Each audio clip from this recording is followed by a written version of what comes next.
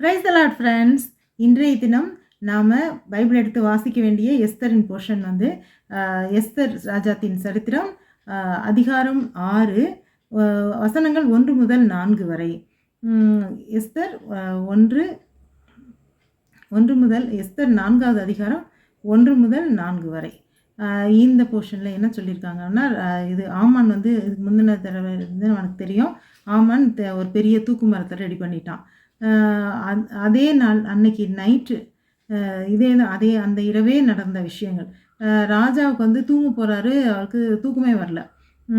என்ன பண்ணலாம் அப்படின்னு சொல்லிட்டு யோசிக்கும்போது, நான் முந்தையே சொல்லியிருந்தேன் இல்லையா, அந்த வர்த்தமானங்கள் அங்கே நடக்கிறதெல்லாம் வந்து ஒரு டைரி மாதிரி நோட் பண்ணி அரசவையில் வச்சுருப்பாங்க.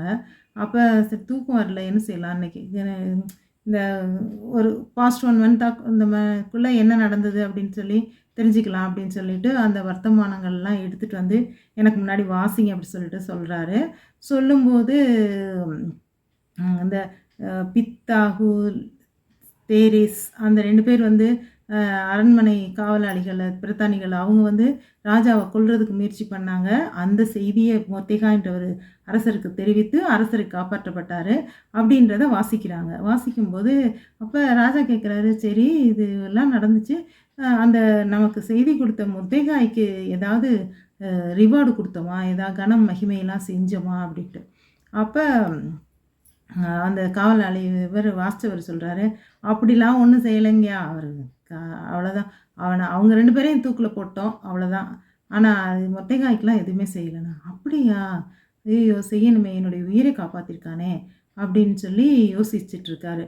அதே நேரம் வந்து அந்த நைட்டே வந்து அந்த தூக்குமரம் ரெடி பண்ணிகிட்ருக்காங்கன்னு சொன்னேன்ல, தூக்குமரம் ரெடி பண்ணியாச்சு. பண்ணி வச்சுட்டு ஆமானுக்கு வீட்டில் அவருக்கும் தூக்கம் வரலை.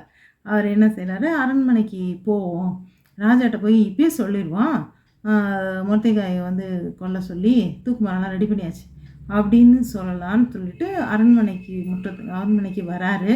வரும்போது அதே நேரம் தான் அந்த ராஜா வந்து இந்த டைரி எடுத்து வாசிக்கிட்டு நான் வெயிட் பண்ணிட்டு இருக்கார், யோசிச்சுட்ருக்கார் மொர்தெகாய்க்கு என்ன செய்யலாம் அப்படின்ட்டு. அந்த டைமில் இவர் வந்து வெளியே என்னமோ சத்தம் கேட்குது, யார் அது வந்திருக்கா அப்படின்னோடனே வெளியே போய் பார்த்துட்டு அவர் வந்து ஆமான் தான் வந்திருக்காரு அப்படின்னு.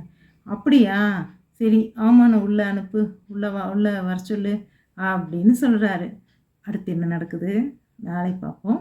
அல்லேலூயா.